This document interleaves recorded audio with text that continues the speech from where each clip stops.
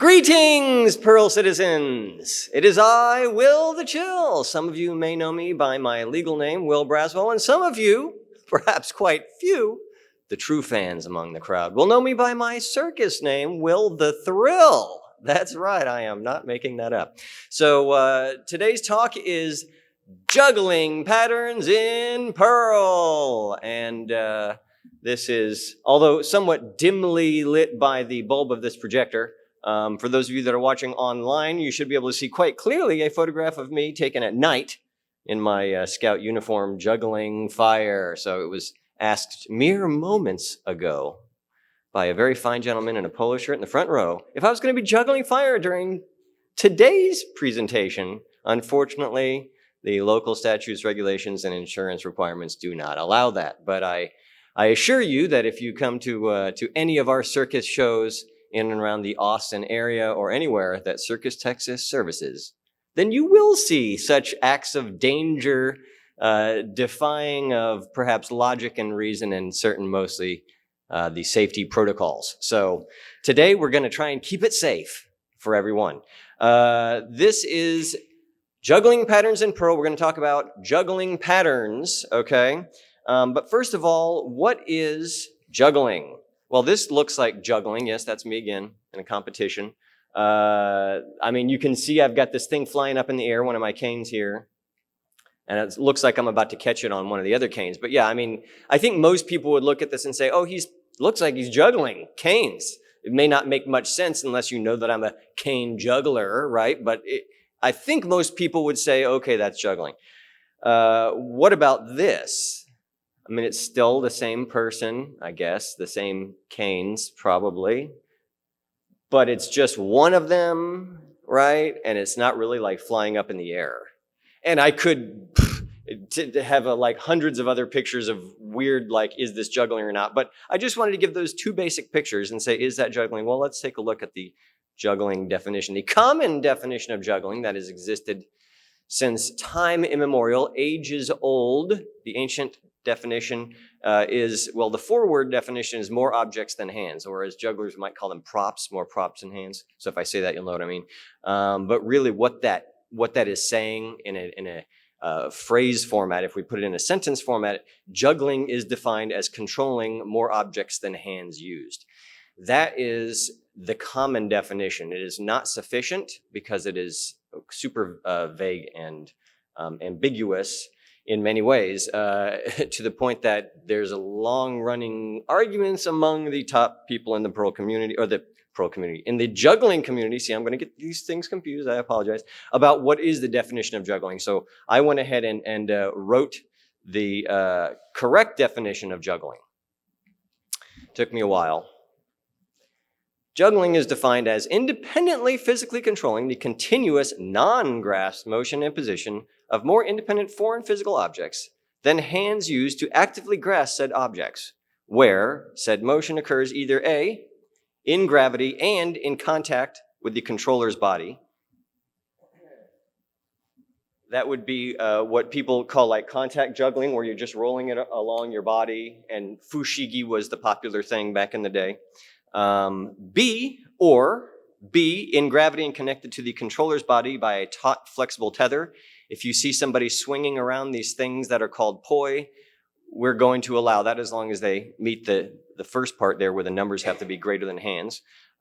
C, in gravity and out of contact with the controller's body, which is what most people think of as juggling, like where I'm throwing things in the air. And either C1 on a non-level surface. This could be someone that rolls things up an incline. That does count as juggling, believe it or not. In a fluid, people that are underwater, that does count as juggling. Also, air is a fluid, so that also counts as juggling. That's C2 is most people juggling in the air, and C3 in a vacuum. So yeah, I guess if you are in outer space, you could bounce things off the wall of the space station or something. Or D, with significant trajectory change exerted by a force or object other than the controller. This is a catch-all that just means we don't know what it is that's exerting this force, but it's something. And that's a long objective definition. That is the most detailed definition I was able to come up with. I believe it is absolutely descriptive and correct, and I would challenge anyone to do better. but it is a bit long. So if we simplified that objective definition, we could say just the first part and the last part. So we're independently physically controlling the continuous non-grasp motion, blah, blah, blah, where said motion occurs with significant trajectory change exerted by a force or object other than the controller. So really what that means is more objects than hands in gravity. That's why you can use this simplified definition to describe common toss juggling on Earth, which is what most people think of, but bounce juggling is juggling, contact juggling is juggling, poi is juggling, all those things that we just went through. We could kind of help ourselves a little bit more by making a new common definition that is not as descriptive or objective as the true objective definition, but is much more helpful than the old common definition, more objects than hands with external trajectory change.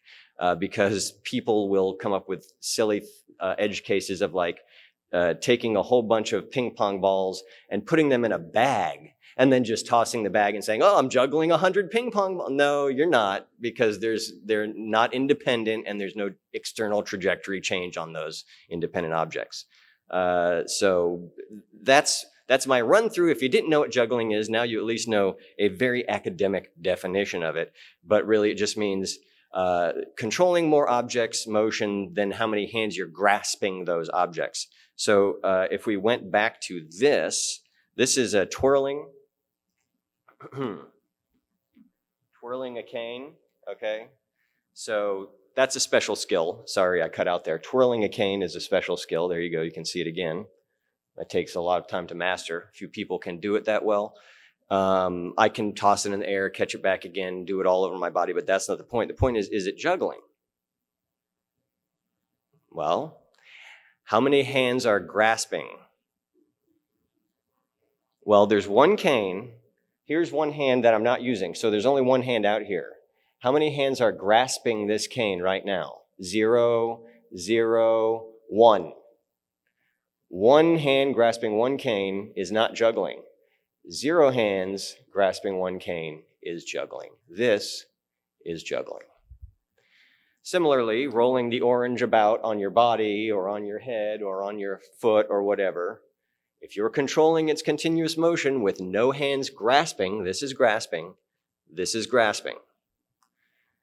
then you're juggling that orange by just rolling it around your body. If you're controlling it, if you're doing it haphazardly and you have no control, then it's not juggling. Just like if I accidentally did that cool thing, but had no way to replicate it or control it, it doesn't count. So yes, twirling is juggling. And that means that some baton twirling is juggling, but this is grasp. This is a baton twirl. Notice I am grasping the entire time. Unfortunately, the basic baton twirl, not juggling. And really, the line between juggling and not juggling is a line of insane difficulty difference. This you can do right now. Everyone can do this. The other thing I did, good luck. So, moving on. For those of you that read Hacker News, you should look this article up. I'm not going to read the whole thing. It's just a short posting, in fact. But it talks about a book in the 70s called Juggling for the Complete Klutz, how it got adopted by a lot of computer science and mathematics students in the late 70s and early 80s. And what came out of that is 3 different universities, Santa Cruz, Caltech, and Cambridge in England, independently discovering and creating a mathematical notation for juggling. The first guy was Paul Klimek in Santa Cruz, but he's the least famous of them all, and he's no longer really connected to the juggling community. So I've never been able to meet him or talk to him. But you also have a couple other people. Bruce Tiemann. Yes, I took all of these photos from my friends on Facebook. So they are wacky photos. This is him making fun of the meme where kids like hold a gun, but then they have the wrong clip and it's way too long and it doesn't match. Well, he's pretty bad mothered, you know what, with his resistors and his soldering iron here. But anyway, he's a hardcore engineer, and his nickname is Boppo. So Boppo, he was one of the guys back in '85 who came up with this. He was at Caltech as an undergrad. Also, my other buddy on the left here is Mike Day. On the right is Sean Gandini and his friend. They're famous jugglers, but they're not involved in this. Mike Day on the left, he's kind of hard to get a picture of, but he was in Cambridge. And then also along with him in Cambridge, Colin Wright and his friend here, goofy picture of Colin. And Colin is the one who wrote this. If you look in the top left, you'll see it's written by Colin Wright. So I've spoken to all three of these guys. I've met a few of them in person at juggling conventions over the years and talked to them about the mathematical notation, which is called Siteswap, one word. It's also known as quantum juggling, Cambridge notation, and so forth. But if you say those things in the juggling community, it would be like walking around saying practical extraction report language. And yes, the hardcore Perl people will know what you're talking about, but everyone else would be like, what are you talking about? So Siteswap is the commonly used name for this. And holy cow, it is complicated. There's quite a long article on Wikipedia. I did not have to write any of this. You can see these very complicated different types of diagrams, a ladder diagram that's developed just for Siteswap, some tables. You can see animations here, another different type of ladder diagram, two-man animations, fractional notation, an actual state diagram that you could program into a finite state machine, another possibility matrix, validity, which we're going to talk about here in a minute, all these different weird properties that are way beyond this, and a list of programs that are already pre-existing for this. The mathematical properties you can see here are pretty deep, and like I said, this was primarily developed by computer guys and mathematicians sort of working together in each of these universities. So there are a number of different, well, here's just a list of those guys. And in case you didn't believe that I knew them all off the top of my head, there you go. Siteswap examples. So each siteswap is, you could essentially think of it as a hex number because it does go beyond 9 into letters, just like hex. And it starts with 10 is A and so forth. The top human beings in the world, like Peter Bone or a few others that can juggle very, very high numbers of spherical objects, which are the easiest thing to juggle, they're hitting like still under 16 objects, like 14, maybe 15 objects. 16 they may be experimenting with. I doubt anyone's in the whole world ever gotten up to 20, even in their private practices. I can't get anywhere near that because I'm not a sport juggler. Sport jugglers are just there trying to get as many things in the air for as long as they can. I don't do that. It's a different type of juggling. It's endurance sport juggling. There are competitions for that through the World Juggling Federation. I'm more of a member of the International Jugglers Association, which is more like for fun and performance. So siteswap examples. Each siteswap is like a hex number, but we're not going to be able to get up high. We're going to stay all with low numbers. So here's my prop. But in order to get a 0, I've got to put the prop down because here's 0. 0 is an empty hand. So here's 0, 0, 0, 0, 0, 0, 0, 0. It's a sequence of hex numbers. 1 is called a shuffle. It goes from one hand to the next quite quickly, and it's the fastest thing you could do with the object without just keeping it in the same hand. 2 is just holding it in the same hand. Now, technically, 2 is defined as a, quote, quick throw to the same hand. So I could say that's a 2, 2, 2. Most jugglers just hold it. And you can even shake it in your hand if you want to show people in your juggling pattern that you would have had enough time to go like that for a real 2. 3 is a normal throw to the other hand, specifically. cannot be to the same hand. So it has to switch hands to be a 3. 4 is a normal height throw to the same hand. It must be the same hand. Does anybody notice a pattern in these numbers so far? 0 is an empty hand, 1 is a shuffle. 2 is just holding it or quick throw to the same hand. 3 is a regular toss. 4 is a toss to the same hand. 5 is a high toss to the other hand. 6 is a high toss to the same hand. Odd ones exchanged. Lembark is actually on top of things. Look at this, ladies and gentlemen. You win this after the show. So odd numbers have to change hands. They cannot stay in the same hand. And even numbers must stay in the same hand. That's the way you know if your objects will try to occupy the same space at the same time, which is physically impossible and is what we call a collision. It will actually have two things hit each other and destroy your juggling pattern. Siteswap is a mathematical way to prove whether or not a certain sequence of digits is going to be a valid juggling pattern. And you have to mathematically prove that. It's not just, well, maybe I think. So there are a number of other actual juggling patterns. The thing I just showed you weren't really juggling patterns. 3 is not just a throw. That is a 3, but actually this is 3, 0, 0, 3, 0, 0, because I've got two empty hands while this thing is flying through the air. 3 by itself requires 3 objects, okay? And is actually this, say again?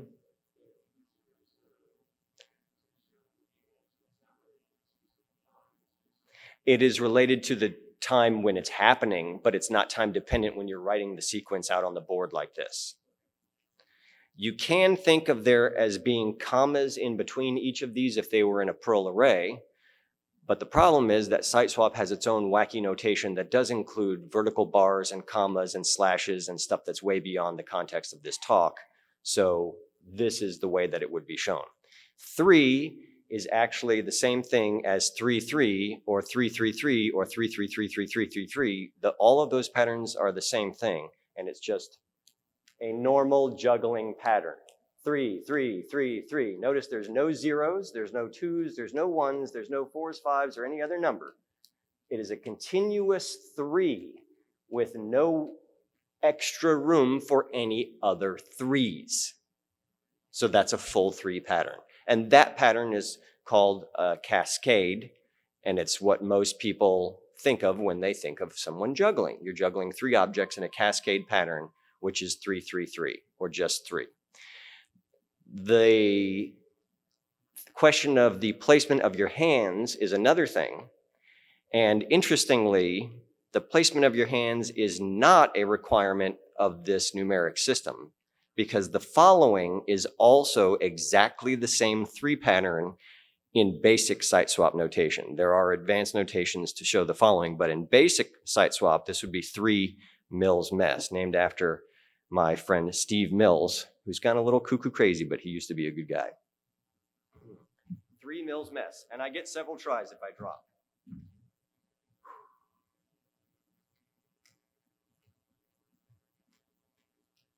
Those are all 3s. Woo, ba-bum.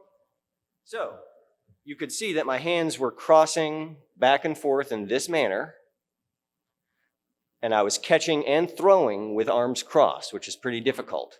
But every throw was a 3 height throw and went from one hand and was caught by the other hand, even though it was way out of alignment of where you would normally think.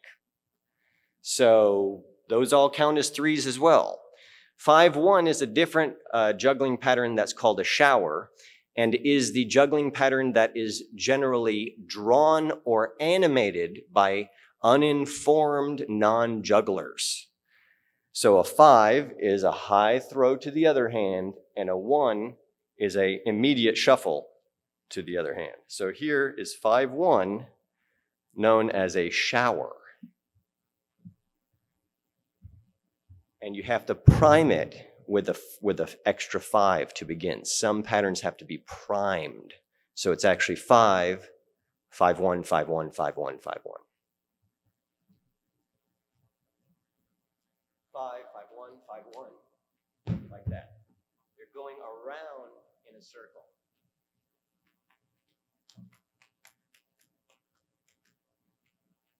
That is a shower and is usually what people draw when they don't know what a juggling pattern looks like. They just draw them going in a circle like that. That's a real juggling pattern. 4, 4, 1, you would be throwing straight up on either side and shuffling along the bottom, so it makes it look like a sort of a box pattern. Okay, thank you to our cameraman Josh, everybody, for making me not look really terrible somehow as I move about. Good, I'm only going to go that way. Thank you. So here's 4, 4, 1. You know what? I'm going to do a slow version of it because it's easier to see what I'm doing. And it's way easier for me. Okay. Juggling scarves, the fake man's way to juggle. 4, 4, 1, 4, 4, 1, 4, 4, 1, 4, 4, 1, 4, 4, 1, 4, 4, 1.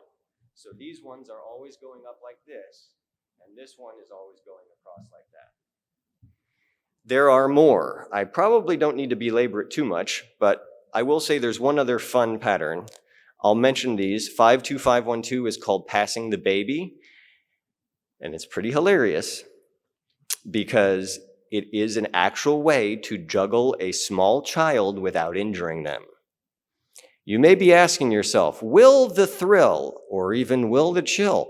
You would never do anything like that without parental permission, would you? Of course not. The parents always give permission. So you have to have the little kid hold their arms like this, super tight, and then you can hold them with one arm, and then they're a 1, 1, 1. So you're passing the kid back and forth while you're throwing the other 2 high 5s over top. So the 2 other objects are always going back and forth in the air, and the kid is always a 1 back and forth. It's called passing the baby.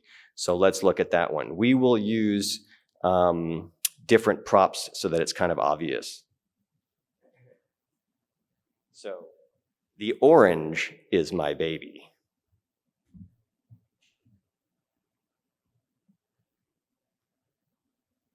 This is a 5, 2, 5, 1, 2. 5, 2, 5, 1, 2. Woo! 5, 2, 5, 1, 2. 5, 2, 5, 1, 2. 5, 2, 5, 1, 2. Now, you can see that the orange is never going in the air. This is a lot harder. Whoa! Okay. No. Wah, wah, wah. Okay, parental consent. Yeah, that I did. I hurt the kid, sorry. 4 is juggling 4 objects, okay? There's 4 synchronous and 4 asynchronous. So 4 synchronous is when they're both going at the same time like this, and asynchronous is like that. 5, 5, 5, 5, 0 is 5 with a hole. It's 4 objects juggled up high with an empty hand at the end. Now, I didn't want to go too much more beyond that, but I do want to look at, there is an animator, there's several animators online you can look at. So if we just did 3, there he is juggling 3, just like I did a minute ago. What other patterns did I just do? 4, 4, 1, 4, 4, 1, 4, 4, 1, 4, 4, 1. What about 5, 2, 5, 1, 2, which is called what? Passing the baby. So there's the baby going around at the bottom, never getting thrown in the air until I drop them to the floor. That's right, like a hot potato. And then 5, 5, 5, 5, 0 is 5 objects with a hole at the bottom. And then if I add the extra 5 back in, it's all 5 like that. Now, you can also do all of these same patterns, but with other more difficult objects like the canes. So if I was juggling the scarves, they would be super easy because they're going very slow. If I was juggling the balls or oranges in this case, they're kind of in the middle because they're moving faster, but I can grasp them from any direction because they have all three dimensions of symmetry. With canes, okay, with oranges, it's 3 dimensions of rotational symmetry, assuming they're perfectly spherical. With canes, it's only 1 axis of reflective symmetry and 0 axes of rotational symmetry. There's no rotational symmetry with canes. So canes are pretty much one of the hardest juggling props there are. Especially when I'm trying to also talk into a microphone. This is what? 3, 3, 3, 3, 3, 3, 3, 3, and stop. So those are all still 3s, but way more difficult than the orange 3s and way, way, way more difficult than the scarf 3s. So I know that this talk was supposed to be over a few minutes ago, but as promised, juggling patterns in Perl. That's right, ladies and gentlemen. I decided that I would actually go ahead and hack together this Perl code within the last 13 minutes before this presentation began. And guess what? It actually works. Will the chill. I know. Please, hold your applause. So you can see at the top here, I just hard-coded a whole bunch of possible site swaps, and I just put them straight into a Perl array, just like I said I was going to do. They're just integers. Now, if we needed to go up to the hex numbers, we would have to do some encoding or something, okay? But for just 0 through 9, we can do this immediately. And the algorithm is pretty simple. I did not explain the most basic validation algorithm, but now I will. First of all, we need to know the length, how many numbers are in the site swap pattern. So we're going to calculate that with scalar, as we usually do. Print it out. Next, we need to calculate the sum of all the numbers in the pattern. So here we just have a for loop for each to loop over those. And then we need to take the modulo to find out the remainder between the two. This is a special rule that you wouldn't know if you were not one of the deep math guys that invented it, or those of us that have the benefit of their wisdom. Well, this is related to that, but I mean, this is the tip of the iceberg. This is such a tiny tip of the iceberg that it is literally the least possible amount of laziness, impatience, and hubris. I've got all 3 in spades. Sorry, Brett. I know that we were talking about that. We don't want to be too lazy, but I did the least possible work. This is the basic validation. The basic validation, because there's all those extra rules. But if you can cleanly divide the sum by the length with no remainder, then it, in a basic validation sense, is a valid site swap pattern. There could be other things that come into play with all the other complicated rules, but we're only going basic right now. So let's go ahead and run this. Oh wait, which one? I forget which one we had it. Just a regular 3. So just a 3, and that shows us the pattern, shows us the sum, and says it's valid because it's just a 3. In fact, all of the single number patterns are always valid because they're always divisible by themselves, right? And also all of the repeating a single number patterns are always going to be divisible by their own selves as well. So those are all sort of trivial valid patterns, but we can see, let's just do 2 3s and make sure that it's also still valid. Yes, it is, because it comes up to 6. What about some of the more complicated patterns? The 5 2 5 1 2, passing the baby. Okay, it adds up to 15. 15 is divisible by 5, so therefore from a basic validation standpoint, this could be a valid site swap pattern.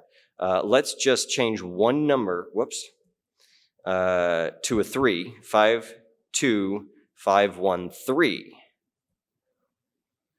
That is not a valid site swap pattern. That would result in a collision. So instead of a 2, which would be holding the baby, you'd have the baby somewhere up in the air at the wrong time, and it would be a collision. So that would not be a very nice thing to do to Junior. And would thus be well-deserved perhaps, but invalid nevertheless. So, and you can test it out with any of these other possible solutions, site swap patterns here as well, and just play around with it. I just hacked this code together. It's obviously very simple. It's not a simulator. It's not a full complex validator. It's just a basic validator, but it is in Perl, and it is site swap Perl code. So with that, I will say that I've got all my props here. I promised that I would give juggling lessons after the talk for anyone that's interested. I am known as Will the Thrill. I am the founder and artistic director of Circus Texas. And I'm also a clown, stilt walker, fire juggler, and so forth. So all of that is really just a fun hobby. As I say, I'm a semi-professional juggler. And the reason for that is a joke that I will leave you all with now. What is the difference between a professional, not semi, like me, what is the difference between a professional juggler and a large pizza? A large pizza can feed a family of 4. And with that, I thank you all. Good night.